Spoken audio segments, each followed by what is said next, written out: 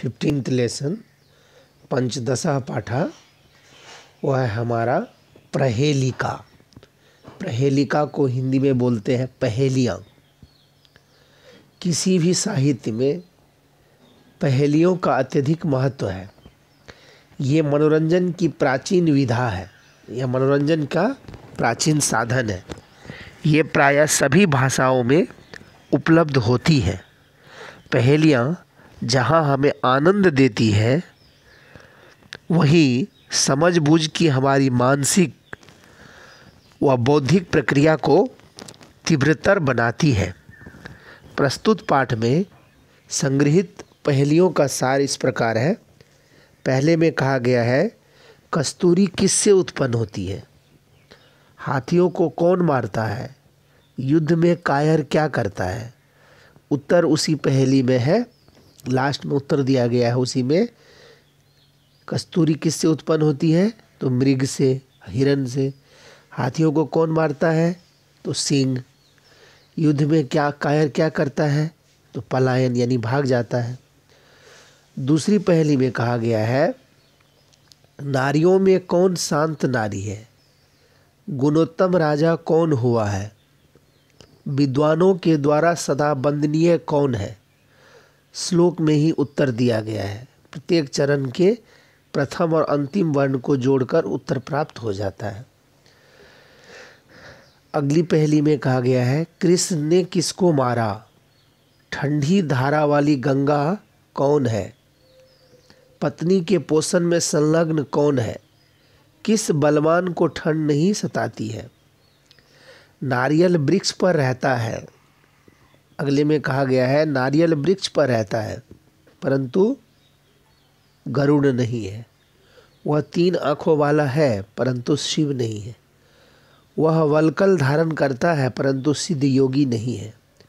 वह जल धारण करता है परंतु न तो घड़ा है और न बादल। और अंतिम पहेली में कहा गया है, भोजन के अंत में क्या पीना चाहिए? तो छाछ पीना चाहिए। जयंत किसका पुत्र था? इंद्र का। विष्णु का पद कैसे बताया गया है? दुर्लभ। इस तरह अब हम इसको डिटेल में देखेंगे।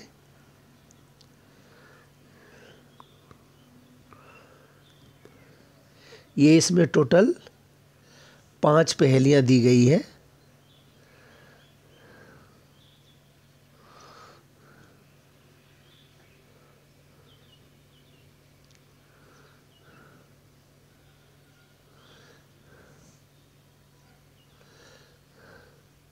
पहली जो पहेली है वह है, कस्तूरी जायते कस्मात् को हंति करिनाम कुलम। ये जो पहली पहेली है, किम कुर्यात कातरो युद्धे मृगात सिंह पलायते।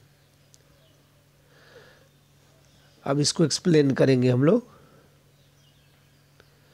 कहता है, कस्तूरी जायते कस्मात् को हंति करिनाम कुलम किम कुर्यात कातरो युद्धे मृगात सिंह पलायते। कस्तूरी कस्तूरी जायते कस्मात् कह हंति करिनाम कुलम किम कुर्यात कातरः युद्धे मृगात सिंह पलायते। इसको यदि अन्वय करेंगे तो ऐसे होगा, कस्तूरी कस्मात् जायते। कस्तूरी किससे उत्पन्न होती है? कस्तूरी कस्मात् जायते, कस्तूरी किससे उत्पन्न होती है? कह करिनाम कुलम हंति, कहता कौन हाथियों के समूह को मार डालता है? कह करिनाम कुलम, करिनाम मतलब हाथियों के। कह करिनाम कुलम हंति, कौन हाथियों के कुल को समूह को मार डालता है? कातरः युद्धे किम कुर्यात, कायर जो है वह युद्ध में क्या करता है? और लास्ट वाला जो लाइन है, मृगात सिंह पलायते, इसी में तीनों प्रश्न के उत्तर दिए गए हैं। जैसे पहला प्रश्न था, कस्तूरी किससे उत्पन्न होती है? तो मृगात यानी मृग से, हिरण से। कौन हाथियों के समूह को मार डालता है? तो सिंघा, सिंह जो होता है वह हाथियों के पूरे झुंड को भी मार सकता है। कायर युद्ध में क्या करता है? पलायते, भाग जाता है। तो यानी यह जो पहेली है इसके लास्ट लाइन में ही सभी के उत्तर छिपे हुए हैं।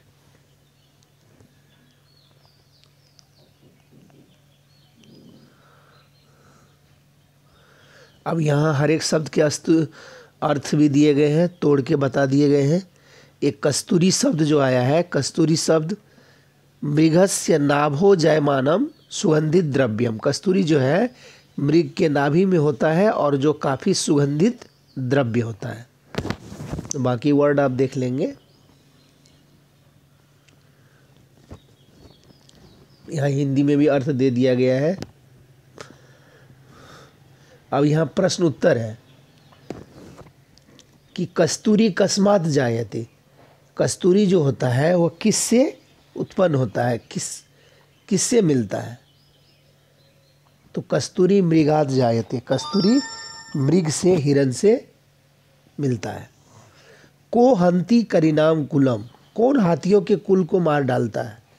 कौन हाथियों के समूह को भी मार सकता है? तो आंसर है सिंघा। सिंघा करिनाम कुलम हंती।